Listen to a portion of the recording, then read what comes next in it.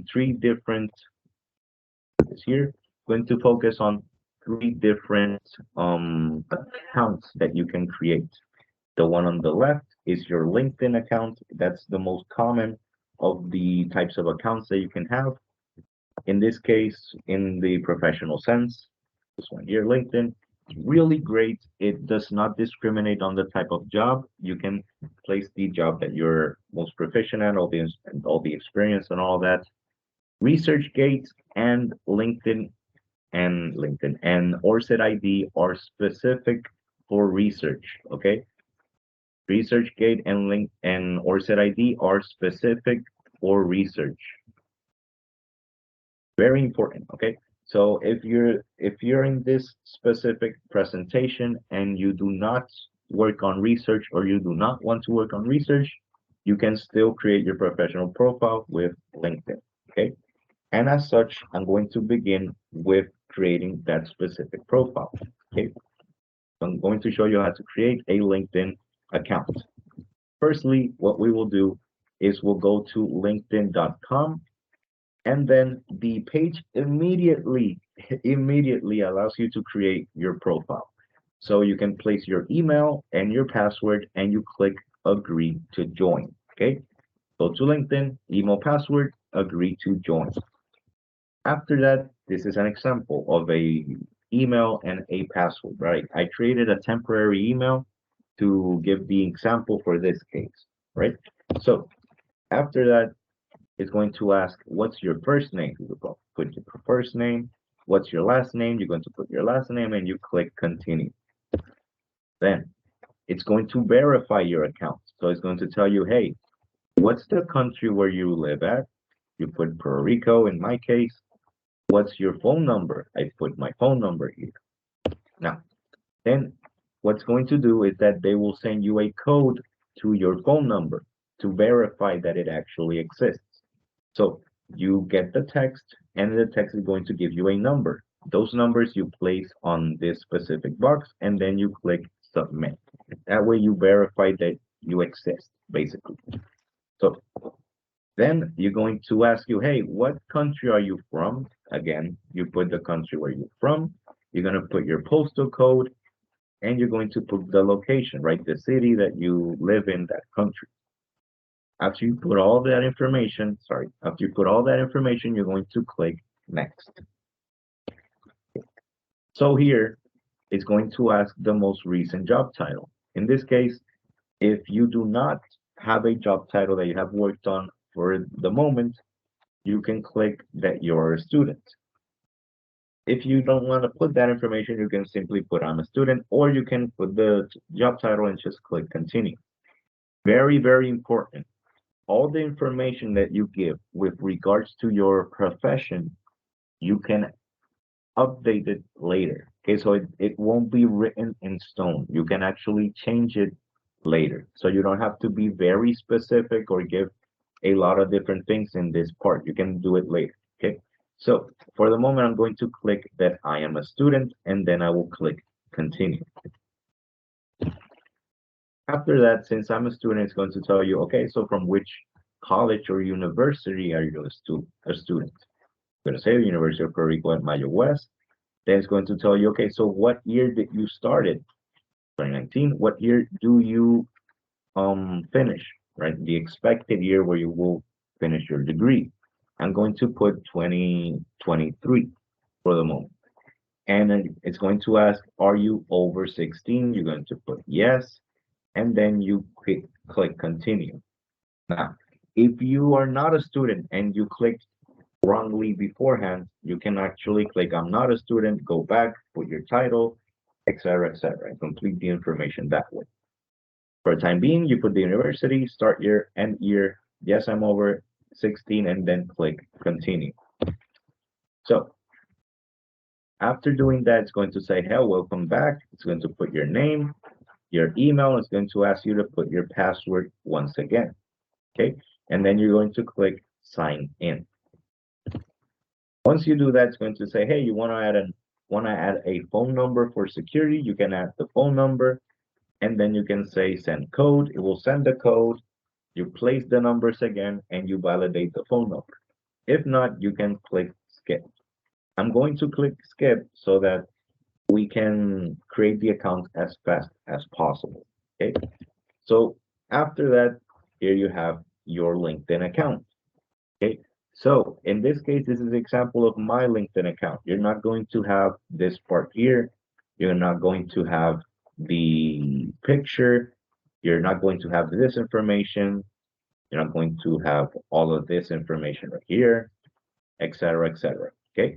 But it's very, very similar to a Facebook page, right? You're going to have a feed, a place for your feed, and the different people that you follow, you're going to see what they place. Okay, the things that they're going to publish. This is a very great website. We're going to show how you can dump all of your professional information now. Okay, how you can dump all of your information. The previous part we already covered how you can create your accounts. Now I'm going to show you all the information that you can place on the LinkedIn account. Okay, very, very important. So the first part is the main profile section. Here you can put the profile picture for your profile. You can place your name, which you did previously, and then you can place a sentence that explains what you do as brief as possible. Okay. You want it to be as simplified as possible. In my case, I say I simplify chemistry and research related topics. I focused on teaching because that's the part that I like. So I basically said that. I said the value that I give as a teacher. What is the value that I give? I simplify things. I simplify chemistry and research topics. It's very important that you give your sentence as brief as possible because that's the sentence that's going to appear every time you post something. If we go back, this person right here, he has this sentence over here. That's the sentence that describes what he does. He said he's a founder, CEO, and chairman of OP Technology.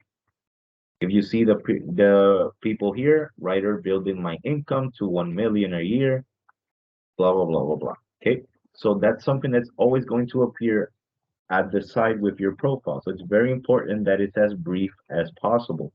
If you can see these three examples are too long, so you're not going to see the description completely.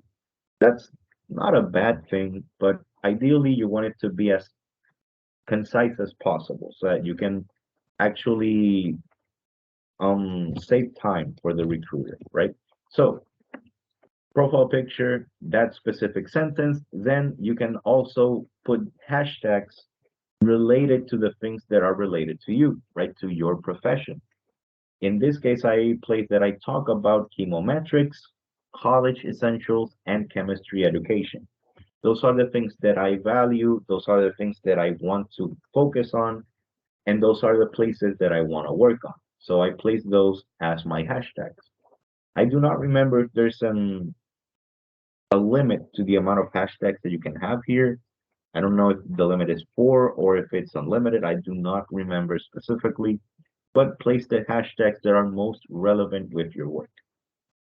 Okay, so the other information that your profile gives you in this main profile section is your city, your country, contact information, if you place your number, your email, all that.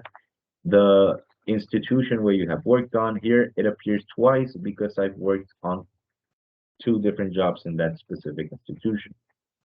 The amount of followers that you have, people that follow you, and the connections, they're not the same thing. A follow is, okay, I follow your feed. A connection is, oh, I'm a friend, I'm a peer with you. You know, we are peers, we're co-workers in a sense, right? It's a bit more personal. You can actually write to the person if you have a connection. You can also write if you do not have the connection, but there's some people that don't answer or even don't give the ability to write unless you're a connection. However, those are the main parts for your main profile section. Now, the next part is the featured section. This is a really great part. There's a lot of great parts with LinkedIn. In this case, you can present all the documents you want for the people when they start seeing your page, right? After your main profile section, it would appear the featured section. What are the documents that I would put in this specific area? I would put my resume. I will put my curriculum vitae, my CV. If I've done a paper, I will put the link to that paper. I will put a link, or I would put the PDF of um my I forgot the name, research poster. Forgot the name. You can put the link or the PDF of your research poster. So this is a lot of information that they can have at first glance. They simply click on it and they can read your resume, etc., etc. This is a great part because this is the information that probably the recruiters want to find as quickly as possible. So you giving them this information firsthand is going to be very efficient for them and for you. Okay. So this is all the things that you can put. In addition to that, you can put your posters, right? Your portfolios, if you have a teaching portfolio or a portfolio specific to your career, books or chapters, etc. You can put all of that information right here. So after that, you have the about section. The about section, you basically write a paragraph where you describe what you do in more detail, right? Previously, you had a very brief sentence to actually put what you do. Here, you can go a little bit more into detail. What do? I do not like writing the paragraph. I prefer writing simple sentences because it's a lot more digestible, a lot more easier to read. But if you want to put a paragraph, it's okay. You know, you can put a paragraph. Normally, people put paragraphs. So what do I put? I put that I'm currently a graduate student. What knowledge do I have? Like, hey, I have knowledge on analytical chemistry and instrumental analysis. Perfect. What are you currently working on? Well, I'm working as a general chemistry laboratory instructor and as a research assistant. And I gave more information. I said, okay, I teach through my YouTube channel, and I give my link to my YouTube channel. However, if you put currently working as X thing, you're good with that. Then I'm going to put the skills that I have. I'm skilled in Raman spectroscopy and chemometric models. I place the examples of the models that I know how to use. And I placed what I'm interested in. I'm interested in design of experiments, theory of sampling, and programming through the R language. Okay, so this is very important because if you have a recruiter, right, a person that wants to recruit you to their job, to their institution or industry, if your interests align with what they worked on, what they currently work with, then the probability of them possibly considering you to a role might increase, right? If they do design of experiments or they need a researcher to work on that, if you put that you're interested in that, it's going to be okay. So let me put this one with in a specific category. Let me place his paper on a specific place because I know that he will at least like what he's going to work on. You know, so everything you put in LinkedIn is going to be strategically placed to give the recruiters all the information that they need to evaluate you as as a possible um worker for them. Okay, so after that, you can also put more information. I placed that I'm experienced in digital art and writing for educational purposes. So the first one was more research oriented, and this one is more general, more on teaching also. So that's the about section, basically describing what you do in more detail. Now, let's go to the experience section. This place is really, really useful. It's not the most useful of them all, but that's not saying a lot because everything is very useful in LinkedIn. But in this case, it's a really, really useful place. You're going to place the experiences that you have, the jobs that you have worked on. In this case, I placed that I worked as a general chemistry lab instructor. I placed the institution. And once you place the year and that I'm currently working there, it automatically calculates the amount of time that you have worked there. That's really useful, right? Calculating the amount of time. In this case, I've worked for 3 years for the moment. So After you put that specific basic information, you also have the ability to write a paragraph regarding what you do on that job. This part right here. This is a very powerful place. Okay. You want to list, okay, I'm listing in different bullet points. You want to list the things that you have done in that specific job. Okay. You want to list the things that you have done in that specific job. If you can quantify, even better. Okay. What did I say with regards to lab instructor? Well, I said that I taught, I supervised, and I evaluated up to 20 students in a laboratory while managing unwanted materials. So I'm saying a lot of things here. If you simply write, oh, he's an instructor, okay, that's good.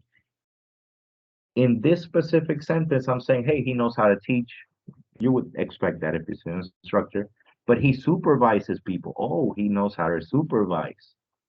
Evaluates them. Oh, he knows how to evaluate. Okay, so if someone, a recruiter, wants to get you to a job, he's going to say, well, if he can teach and he can evaluate, he can probably teach. Right? We need a teacher for a specific part, right? The part where they basically mold the different workers for the industry. So you might be considered for that. Oh, he has supervised before. Oh, we need a supervisor. Probably he might be a good choice, right? If that's not your career, maybe not. It's not gonna be like what they will focus on, but it gives them options. That's the important part. With everything you say in this part, you're giving them options and you're giving them a more specific view of what you actually did there. Okay, so there we have that one. Then we can say, hey, I've taught remotely and I have created experiment modules online. Oh, he knows how to create modules. That's great. We want to create a module for this specific thing. So we probably might need him. He probably might be a good fit. Okay, so that's the power that you have by listing the things that you've done. The other one's more vague. Receive positive feedback from students. It's great, but you know, but the other ones are a lot more powerful because it gives more context to what you did. The other thing is you can place the skills you have for that specific job. This is a great part of LinkedIn, right? You can place the skills that you have used, not in general. In this specific section, you can put the skills you use for that job. Okay. So you're giving more validation to your skills because they have a purpose. They have a specific purpose for a specific part of your career. So what I placed here, I placed that I know teaching, chemistry, technical writing, I use PowerPoint, etc., etc., etc. Okay, so those are the different things that I used as a general chemistry lab instructor. The other great part of LinkedIn is that you can place a reference. It might be a link, it might be a picture, it might be a document, but you can put evidence of what you've done. In my case, I like to do videos, so I place the link to my video.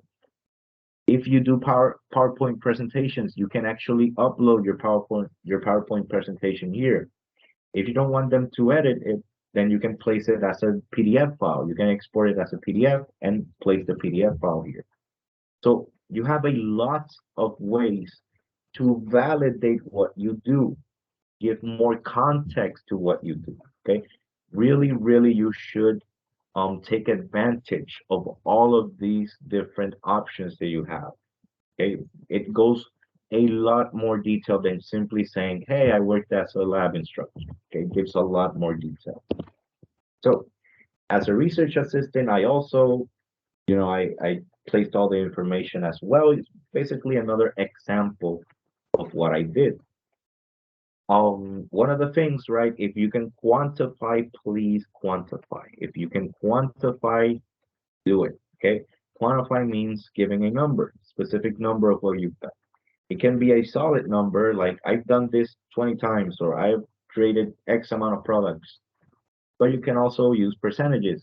Hey, I helped the company earn more money, right? Have a 5% increase in profit or a 1% increase in profit. I helped um speed up the process. It went from 1 hour. I reduced the time to do X thing to about 30 minutes. It was usually 1 hour, etc. Give specific numbers for things that allows them to visualize what you do best.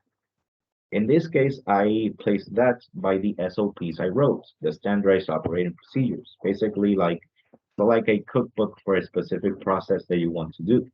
I said that I standardized 12 procedures related to spectroscopy, chemometrics, and other instruments. By giving a number, now they know, oh wait, so he has done this. He has done a lot of them. So maybe he might help us standardize different procedures. You're giving them more options. Okay. So that's basically it for this section. Then we're going to go to the education section. Very, very straightforward. You put the industry, well, the industry, you put the institution you worked. I'm confusing the word, sorry.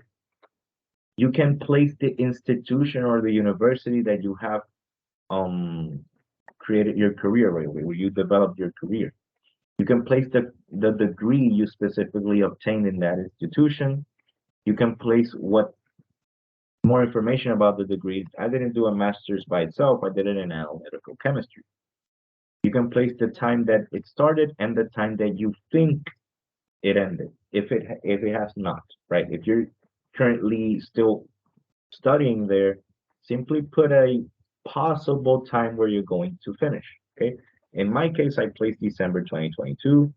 If it does not happen in December 2022, I simply change it. It's you everything here you can change it. Don't worry about setting something in stone, right? In addition to this, you can also write more information of what you did in that specific area. In this case, I say that hey, I was in said society or association. I worked on detecting opioids, which was my project for that specific degree. I gave that type of information. So this is a really straightforward one. However, you can give information about the things that you did in that specific area. So license and certification section. This area is really important as well. Why? Why? Sorry. Why? Because it validates your skills. This area is very, very important because it validates your skills. Having a license means you were evaluated and you know what you're doing. Having a certification means you took a course and you were evaluated on the knowledge of what you did and you're being validated by that specific certificate. All right. So having certificates are really, really important to validate the skills that you have. Now, there's a lot of ways in which you can develop your career by getting certificates, right? You can also confirm the abilities that you have, right? If you know Excel, then you can go to Coursera, Udemy, Domestika, or EDX, search for a course on Excel there.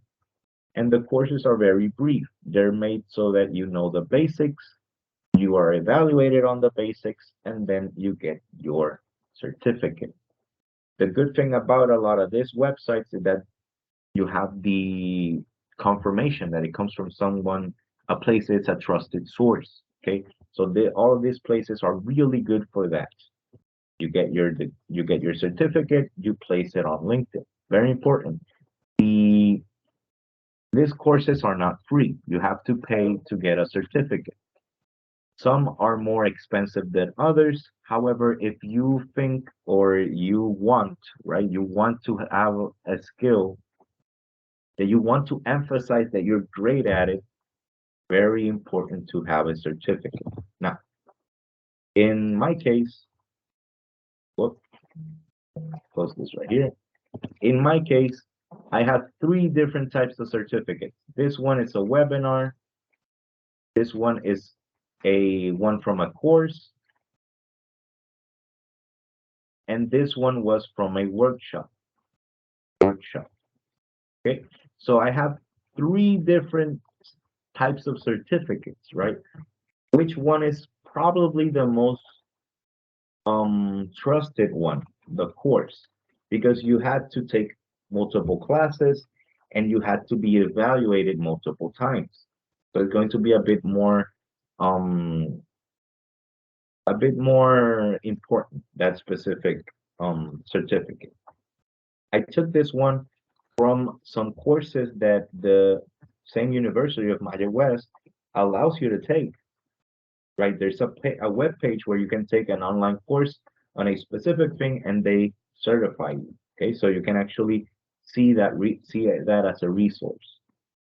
If you have a workshop, that's also a trusted source, right? If you have a workshop, because you actually had to practice. Maybe you weren't evaluated by a test, but you practiced the technique. So you can say, yeah, I have a certification from a workshop. I think I have a little bit of experience with said thing. Webinar, it's a bit more complicated because you can simply listen to a webinar. You probably might not even listen to it, and then you get a certificate. Not all webinars give certificates. More official ones give certificates. And also depends on the amount of information or evaluation that they did.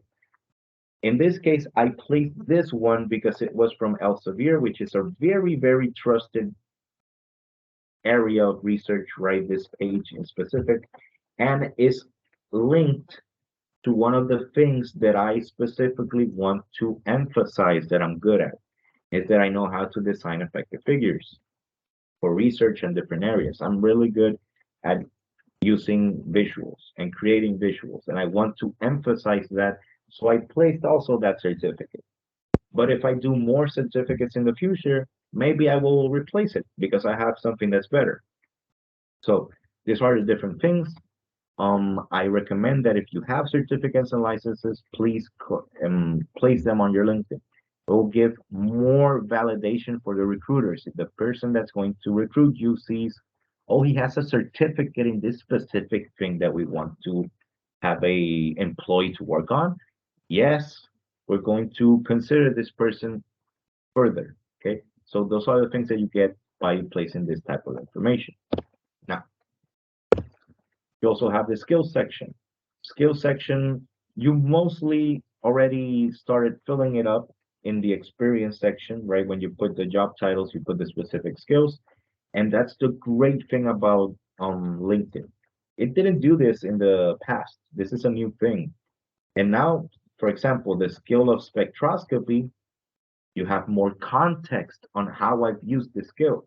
It says, hey, I've used it in 3 different experiences across this specific institution and another company.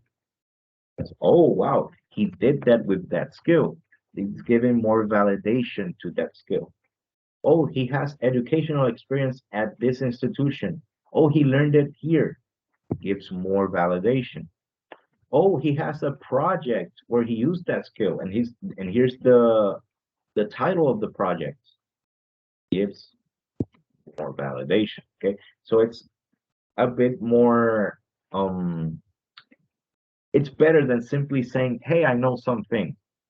You're saying, "Yeah, I know it from this place, this place, this place." Very, very useful.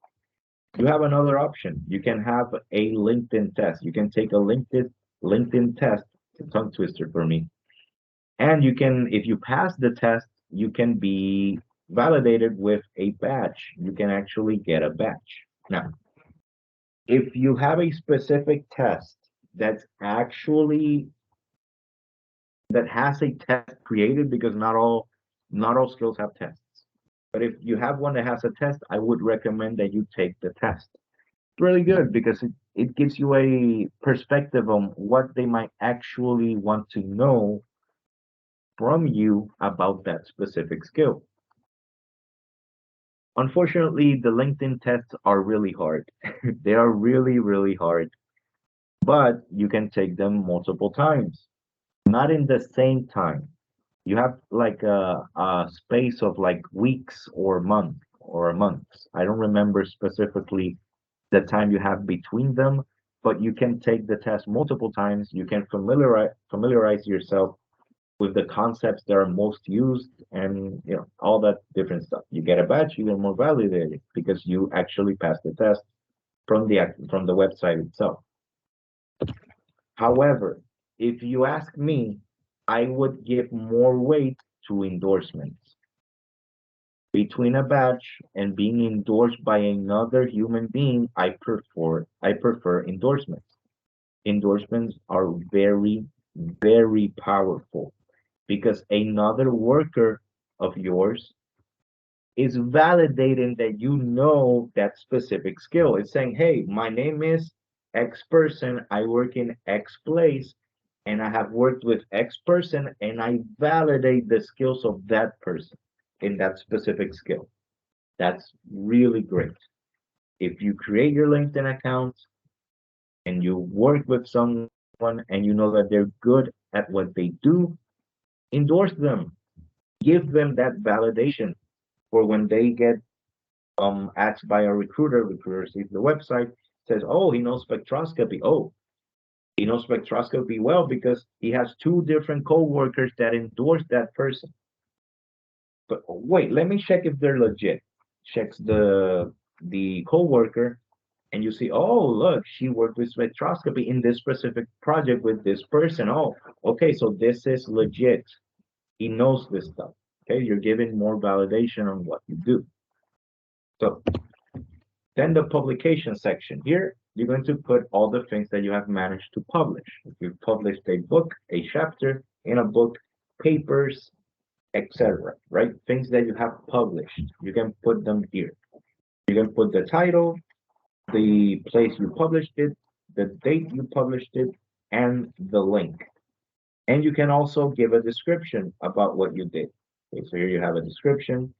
And the even more powerful part, you can put the other authors. Okay, you probably worked with more than one people. You put the people below on the information side, not literally below on the information side. You can put the people there so that you have more validation. If the recruiter sees that, it says, okay, he did that publication might be real because I have a link, and it might be real because there's other people in LinkedIn that also worked on that. Okay, so that's very important. Put all the publications you have. That's an example of the work that you have done. After that, you can put the courses section. Here you put all the courses that are more relevant to you specifically at your current professional career. I placed calculus, right? Well, I know calculus 3, like I'm good with math partially. I placed that I'm good with chemometrics. I took a class on that. I worked with that. Since I work with chemometrics, it's really good that I put that specific course in this section. So, oh, he took a class about it. Okay, so he's even more validated on that skill. Oh, I took environmental control. Okay, so he knows his stuff with that. Oh, he likes the environment. We're a company that works with the environment. That's how the recruiter is going to think. You have to give them information that they will use. Okay, so in my case, calculus 3, I might change this one to a class I took on how to teach at the university level. I took a class on that. I would probably change it for that in this case, the course. Can you do that? Yes, you can do that. You can add more courses. But ideally, don't list literally all the courses you have taken. List the ones that are more relevant to what you're doing right now and more relevant to what you want to do in the future. Okay, don't put that you have philosophy and then if you get a work regarding philosophy, then you're like, oh no, I didn't want to work there. Then why did you put that? That's a specific course that you passed. You put the stuff that you want to work on. Okay, so the other thing is the project section. In this part, we're going to place all the things that we have worked on. The really great part about this and what differentiates it from the publication section is that a project might not might have not been published yet. It might be published in the future, but it hasn't been published yet. But you can still say, hey, I'm currently working on this. Okay. You put the title, you put the start that you're when you put present means you're still working on that. The university you're associated with, that gives more validation. The link to the project gives more validation, and the other people you're working on with on that project gives more validation. Okay, very, very important. We want to give as many evidence as possible, because it will let them know that you're not making things up. Okay, you actually worked on this. Now, the honors and award section is really straightforward, basically saying that you're good at what you do. I'm not fond of this specific part. I don't think they're gonna give that much thought. Oh, so you were in the honor roll in your third year. Like, great. Like, I don't think that this section really that imperative with what all the other ones give you. But still, you can place all the honors you've had, all the awards you've had. If you have an award specific to your area, then yes, this part will be very good. If you have an award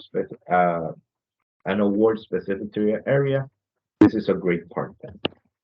Now, the language section, very straightforward. Put the languages that you probably work with or speak.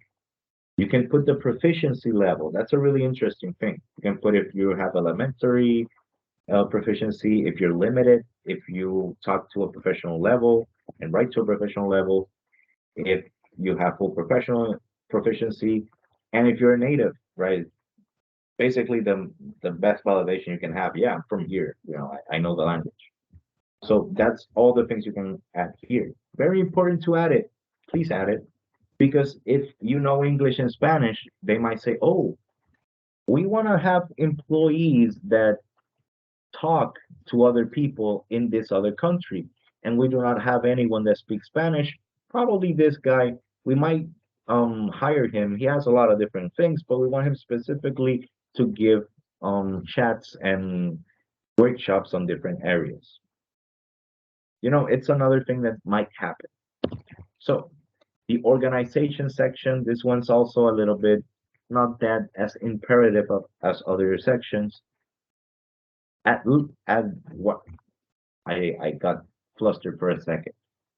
At least if you have an organization or association that's linked to what you do. In this case, for example, I have one in applied spectroscopy. That validates my skill in spectroscopy, that validates the project I worked with, spectroscopy. So in this case, this is actually a good thing to place in the organizations. Okay. So if you want to be even more validated in what you do, what you want to do, join an association regarding that thing, because then you can say, oh, look, I'm up to date with the other things in this area because I follow an organization. Okay. So this is really good.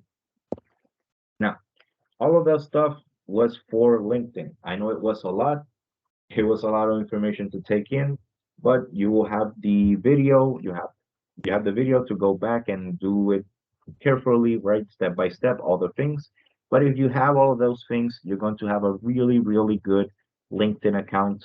Recruiters will see what you actually do, will be impressed. They will be have a more concrete visual of what you do. It's really good. LinkedIn is really good. Now, let's do a ResearchGate account. This one's going to be a little bit less specific. They don't have as much options as LinkedIn. However, it's really great if you're in the research area. Okay, so let's create the account. In this case, we go to researchgate.net. Then we will hit join for free. You don't have to put your credit card or anything like that. No, you simply join and that's it. So once you click that, it's going to say, what type of researcher are you? Are you academic, are you corporate, medical, or are you not even a researcher? Are you like a journalist or something like that? You select the specific area relevant to you, and then you go to the next part. Hey, from what institution do you work in? From what department do you work in? You put the institution, you put the department. In this case, it's a university, University of Puerto Rico at Mayo West for me, and the department is chemistry. Then I click continue. And also you can skip the step. This is great. Makes the process a lot more smoother. Then it's going to ask what's your first name, what's your last name, what's your email, and what's your password. And then you click agree to the terms and service. Ideally, you read it, but You actually read it. So anyway, you click continue. Then a very curious thing happens. You will get a lot of questions if you worked on a specific article. In this case, it says, "Hey, are you the author for this specific paper?" And you put, "Yes, I'm the author," or "No, that's not me." This is very cool because ResearchGate does not only have profiles of different researchers, it has a database of different works, right, of different projects. So if you have a project where there's an author that does not have a ResearchGate account, ResearchGate is going to continue to find people that has a similar name to that author to see if they are the author, right? So it's very useful for that specific thing. You can skip this step and you can do it later or you can do it now. But it's a really curious step. Then you hit continue. Continue. Now, select your disciplines. You can skip this step or you simply put the areas where you work on, right? In this case, I chose chemistry and it gives you more options. Oh, I'm in material chemistry, I'm in analytical chemistry, etc., etc. Okay, so you place that and you click continue. What are the skills that you have? You can also skip this step, go straight to your account, or you can add the different skills. I put that I'm good with infrared, with chemometrics, etc., etc. Okay, all that stuff, and we click continue. Then it's going to ask you for a profile picture. In this case, you can upload the picture. You can get one that's search for you based on your name, your institution, etc., etc., or you can use your webcam, right? I'm going to skip this step, okay, and complete the sign up. So then it's going to ask, okay, so you gave us an email. This is for a coworker that I helped to create this specific account. You have your email. I'm going to send you a code and a link to that email. You're going to click on that code and it will verify that yes, that email exists. So let's create your account. And before it gets you to your profile page, it's going to ask you to follow different people, right? So that you start doing connections, doing networking, which is the very, very great thing for ResearchGate as well as LinkedIn and ORCID ID. I don't know if it has much networking, but these two sites do. So in this case, maybe I know this person from the institution, right? It's going to give you examples from people that worked in the place that you work for the closest thing possible. So I know her, so I'm probably going to click on them and say follow. Okay. And after that, you have your profile picture, your profile itself. Now, in this place right here, you're going to have your feed, similar to Facebook. The very curious and important thing about this feed is that it's basically everything research based. So if you follow a researcher, you're going to see the research that they do, right? The updates that they give to a specific project. If they published a paper and you might be interested in that paper. Another great thing about LinkedIn, ResearchGate, you can find questions as well. So if you have a question about something, you can ask that question, or you can find people that have done that question, and you can see the answers. Okay, so probably you have a question regarding one thing specifically to a instrument, a process, etc. You can ask it, and different people will answer. Or if you know about it, you can answer also. Both things are great, right? This is a great resource for different researchers, right? So after you do the ResearchGate profile, we're going to fill all the information. This is going to be a little more less detailed than LinkedIn, so we're going to go through it. Let's go here. The main profile. You're going to have your specific degree, the institution where you got that degree, your current position. I'm a research assistant in this case, and write your profile picture and your name. All the things that you can place here. You can place a website also. If you have a website, you can place it here. And this is the country you currently live on. You can put a sentence saying your current activity. So you might say there, like, I'm currently detecting, I'm currently detecting opioids in male, which is one thing I did. Or you can place, I am currently studying the composition of X thing, etc., etc. You can put like that specific sentence here. Now, there's another really great area from ResearchGate. This is something that LinkedIn does not have, okay? Is the research interest score. A very curious thing. Basically, it's a score that's given to every researcher, and it depends on the amount of work that you have done. Specifically, it's going to be a summation of different parts. If you have published a paper, it's going to count all the citations that you have, that people have done of your work. So if someone wrote a paper and they cited you as a reference, it's going to include that citation here. This will exclude self-citations. This means if you cited your own work, it's not going to include that. It's going to include the citations from other work because that implies that it's being distributed. Your work is being distributed. So you have that, you have recommendations, people that have recommended your work. In ResearchGate, you can recommend people. That's also a really nice feature. Full text reads, if people have read your text, and other reads, if they've read different other things. All of those amounts, I can have a percentage for all of them, and I have a total right here. But that's not what what ResearchGate uses. Firstly, that specific amount of all of those different areas is going to place a specific weight to it. So that amount 3 is going to be multiplied by 0.5, which is half. And then this is the amount that it corrects for, right? So it's a correction. It's something that they calculated it like the weight that they give to that specific area, right? So recommendations, it gives a lot less weight, 0.25. For full text reads, gives a lot less weight, 0.15. And other reads, even less weight, 0.05. So the thing that weights the most is people that have cited you, right? But the cool thing about ResearchGate is that that's not the only thing that dictates your quality. So after it calculates the weight for each part, basically it sums up every part, and that's the amount, right? That's the points that you have for your interest score.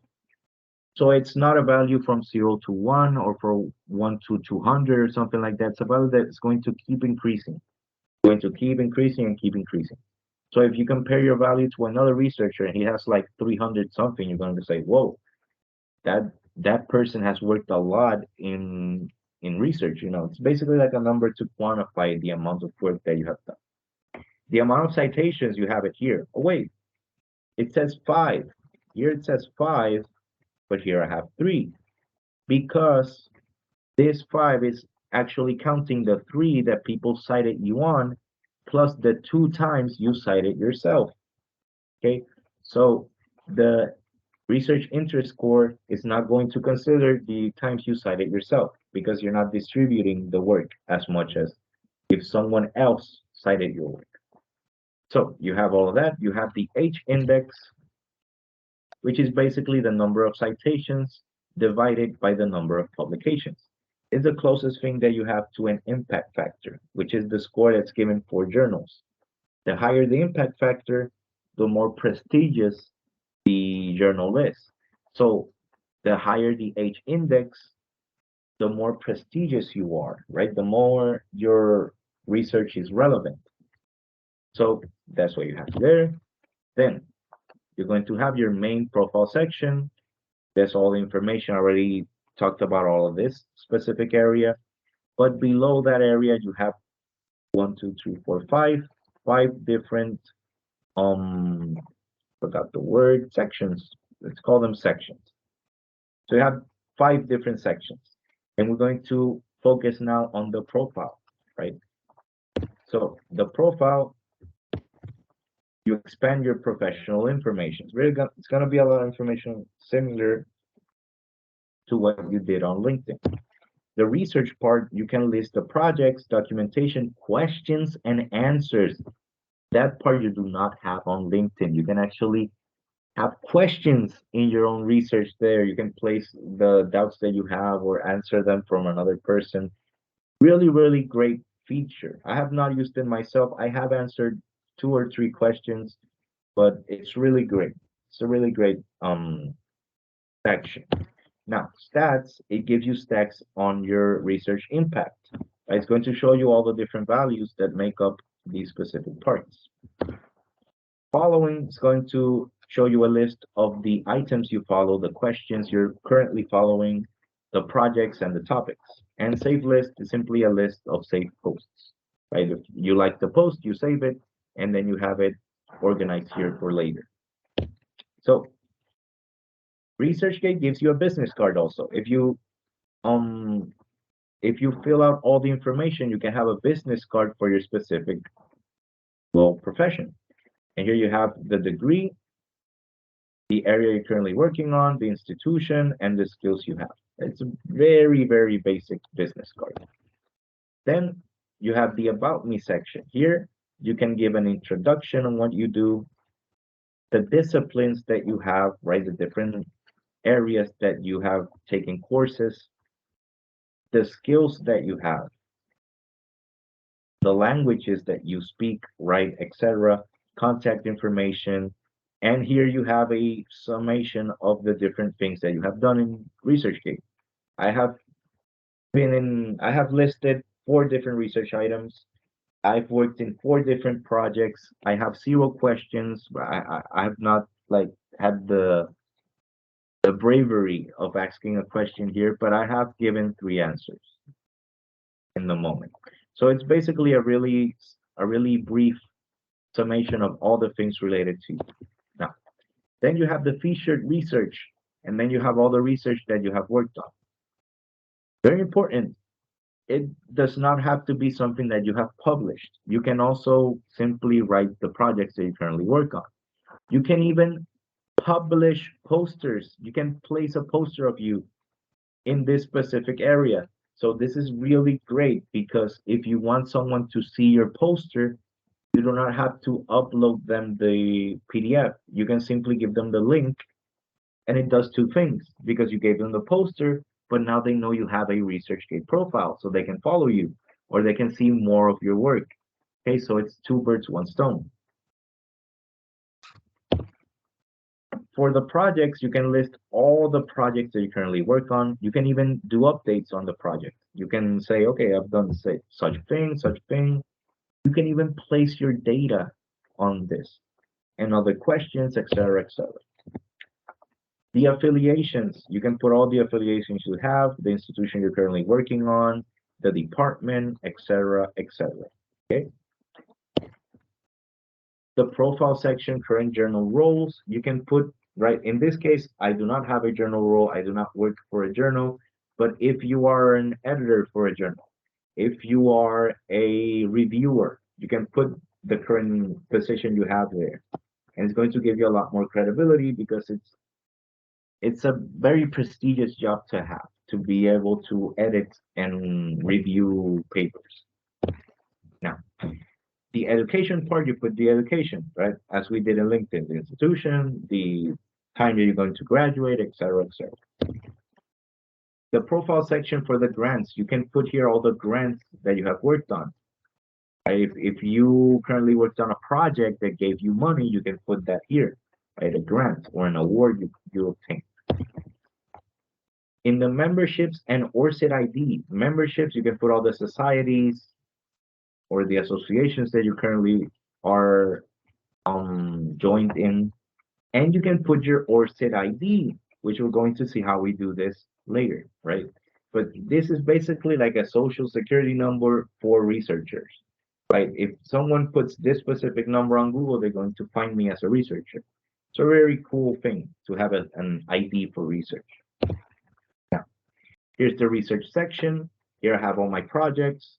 You can space them by article, by book, conference paper, data. You can put data, you can put research, presentation, posters, full text of the different papers that you have, the questions you have, the answers you gave, So it's basically a lot more interactive, allows more communication, etc. It's really great. It's a really great place. And if you want people to know what you're doing, you can give them even more detail on what you're doing. So the stats section gives you the statistics for the different values that it calculates. And the 17.1 value says, hey, you've had in in all the time you have over 700 reads. You've been cited 5 times. You have 4 recommendations. When you're compared to other members, you're in the 37%, I don't know what thing, and yada yada yada. So it gives you a lot of detail of the statistics. Now, that was your ResearchGate account. Very important. If you read an article or you read a book and you really like that article and you really like that book and you want to find more things about that author, you can go to Google Scholar and search by the author, and Science Direct search by the author. But you can also follow that author if he has a ResearchGate account or even a LinkedIn account. Normally, if you're a researcher, you have both. So you would probably see different people that you want to follow. In my case, I was very interested, currently still interested in chemometrics, and there was a book by a professor called Kim S. Benson, and I loved his work. So I followed him. I searched for him in ResearchGate and in LinkedIn, and I have him in both places. And I can see when he published things. And it's really good. It's really cool also. If you follow a lot of people that are related to the work that you are interested in, then the feed is going to be adapted to that specific amount of work, right? That specific area. So it's going to also simplify you searching for different things from your area. So you got to take advantage of those things. Okay. So now the ORCID account, how do we create it? What, what we're going to do, we're going to orcid.org. I'm going to click the sign in and register. Then I'm going to place my name, my last name, my email, confirm my email, and you can put an additional email. That's in case you lost a password or something, so that they could validate it. And then you hit next. Now it's going to say the same thing. It's going to compare your name with people that already exist. If your name already exists here, you say, yeah, I already have an ID, so I'm going to back to the sign in option. I'm not going to create another one. If not, you say none of these are me, continue with the registration. Then you're going to give a password. You're going to click to send emails, and that you can send that your data is being processed in the United States. It's okay. And then you say that you're not a robot and you click register. And then you have your ORCID ID account. This account is a bit more straightforward. You're going to have different areas. In this case, let's fill all the areas, right? This is simply your ORCID account. Here you have your number. This is now the official number of you as a researcher. Very cool, a very cool thing. In ResearchGate, you can place that number. There are a lot of other places where you can place that number, right? So let's fill the ORCID profile. We're going to do the biography, same as before. You're going to place a paragraph saying all the things that you do. I basically placed the same one from LinkedIn. The employment, the same thing. Yes, I was a research assistant. And you can put more information since X day to X day, this institution, yada, yada, yada. The education, I was educated in the University of Puerto Rico, Arecibo. I have a bachelor's degree in X place, etc. The invited position and distinctions. This part, I have not placed anything. Basically, if you have had an award or prizes, or you've been recognized in certain areas, you can add that information. The membership and service, if you've basically been in a specific society or association, you can put that information as well. We've seen this beforehand. The funding, if you have been funded with a specific project, you can put the information here with a link that validates it, with the grant number, etc., etc. Works. Here are the works that I have worked on. In this case, I think that works are simply things that have been published. So this is one of my publications. I placed it here, and that's about it. Now, the ORCID part is very brief because it has really not a lot to it. It's basically the most general of your information. It's basically a place where if you get the ID, you know the gist of all the things that that person does. They want to know more in research, you give them your ResearchGate account. If they want to know you more as a professional, right? Something that's more than research, maybe also to get a job in an institution, etc., you give them your LinkedIn account.